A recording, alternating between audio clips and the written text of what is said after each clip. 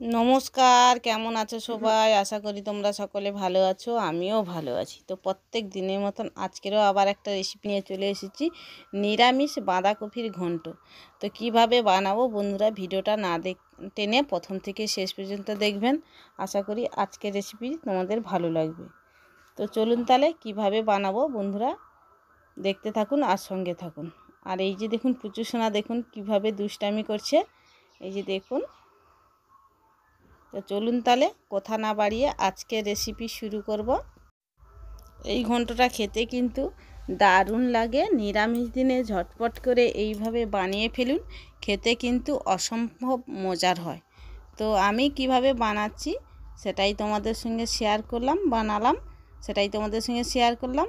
তো বন্ধুরা একবার হলেও বাড়িতে এইভাবে ট্রাই করবেন। এই যে দেখুন বেগুনটা আমি কেটে নিয়েছি, আর এখানে আলুটা দেখুন ডুমো ডুমো করে কেটে নিয়েছি, আর এখানে আমি দেখুন বাঁধাকপিটা এই যে কেটে নিয়েছি, আর নিয়েছি কিছুটা এই যে দেখুন আদা কোড়া আর তেজপাতা আর 3টে কাঁচা লঙ্কা চেরা। এই কাঁচা লঙ্কা দিয়েই আজকের আমি বাঁধাকপির ঘন্টটা বানাবো। দিয়ে দিচ্ছি কড়ার মধ্যে তেল, তারপরে দিয়ে দেবো আমি 5 ফোড়ন আর জিরে, কিছুটা জিরে আর 5 ফোড়ন একসঙ্গে আমি দিয়ে দিলাম। আর দেখুন তেজপাতা আর কাঁচা লঙ্কাটা দিয়ে দিলাম, তারপরে দিয়ে দিচ্ছি আদাটা একটু ভেজে নেব। তারপরে দেখুন হলুদটা দিয়ে এই যে দেখুন অল্প কিছুটা জল দিয়ে দিয়েছি। এই যে দেখুন মশলা থেকে তেলটা ছাড়তে শুরু করেছে, আমি কিন্তু এখানে গুঁড়ো লঙ্কা ব্যবহার করিনি। তারপরে দিয়ে দিচ্ছি আলুটা প্রথমে আমি একটু কষিয়ে নেব।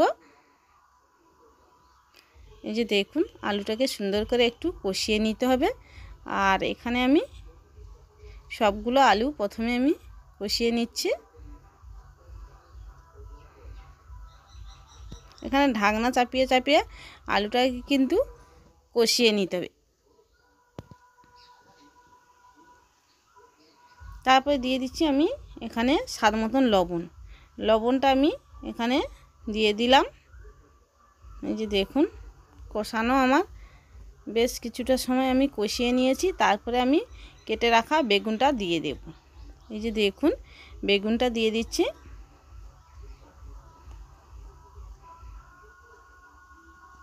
এই যে দেখুন আমি বেগুনটা দিয়ে একটু নেড়ে চেড়ে তারপরে যে বাঁধাকপিটা রেখেছি সেই বাঁধাকপিটা আমি এর মধ্যে দিয়ে দেব।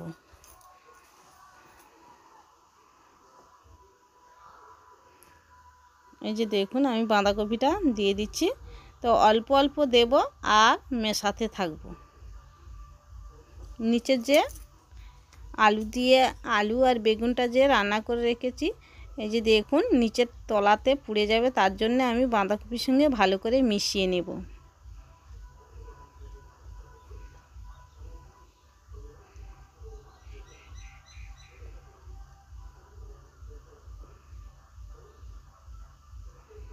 এই যে দেখুন সুন্দর করে আমি নেড়ে চেড়ে তারপরে এই যে আমি আলুতে লবণ দিয়ে রেখেছিলাম, তারপরে আমি দিয়ে দিচ্ছি কিছুটা লবণটা দিয়ে সুন্দর করে আমি নেড়ে চেড়ে এটাকে ঢাকনা চাপিয়ে চাপিয়ে ভালো করে এটাকে 7-8 মিনিট ভালো করে রান্না করে নেব।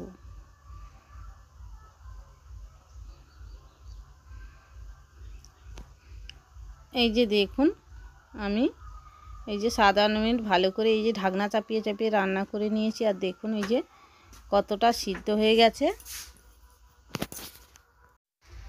এই যে দেখুন আমি ভালো করে এইভাবে সুন্দর করে নেড়ে চেড়ে এটাকে রান্না করে নেব আরও একটু সময়।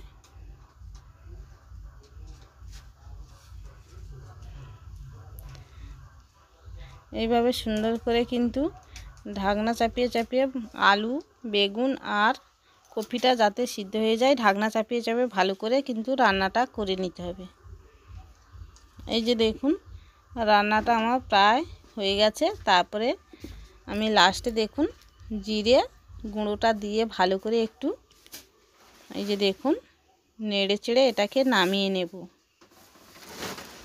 এই যে দেখুন নেড়ে চেড়ে এই যে সুন্দর করে নিচ্ছি, তারপরে এটাকে আমি নামিয়ে নেব।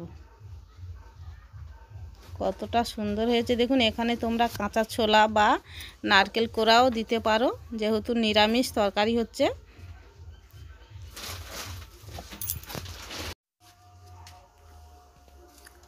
এই যে দেখুন নামিয়ে নিয়েছি, আর দেখতে দেখুন কতটা সুন্দর হয়েছে।